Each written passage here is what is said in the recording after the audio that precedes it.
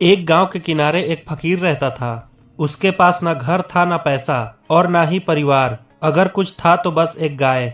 वो गाय उसके लिए सिर्फ जानवर नहीं थी, वही उसका सहारा थी, वही उसका परिवार थी। फकीर जहां जाता गाय उसके पीछे पीछे चलती। दिन में फकीर भीख मांगता, रात को उसी गाय के पास बैठकर दो रोटी खा लेता। दोनों का सुख दुख एक था। एक दिन अचानक गाय बीमार पड़ गई, चलना बंद कर दिया, खाना छोड़ दिया। फकीर घबरा गया। उसके लिए यह सब ऐसा था जैसे उसकी अपनी खुद की सांसें रुक रही हो। उसने गांव के वैद्य को बुलाया। वैद्य ने गाय को देखा, दवा दी और सिर हिलाकर बोला, बाबा अब ये गाय ज्यादा दिन नहीं बचेगी, बस कुछ दिन की मेहमान है। ये सुनते ही फकीर के आंखों से आंसू बहने लगे। वो गाय के पास बैठ गया, उसके सिर पर हाथ रखा और बोला, अगर तू चली गई तो मैं इस दुनिया में अकेला रह जाऊंगा। उस रात फकीर सोया नहीं। वो भगवान के सामने बैठकर रोता रहा। न धन मांगा न सुख, बस एक ही दुआ मांगी, हे भगवान मेरे गाय को मुझसे मत छीनो। अगर बुलाना ही है तो मुझे पहले बुला लो। दिन बीतते गए लेकिन गाय की हालत वैसे ही रही। फिर एक सुबह कुछ अजीब हुआ। गाय ने आंखें खोली, धीरे धीरे उठने की कोशिश की। फकीर ने देखा तो उसे अपनी आंखों पर यकीन नहीं हुआ।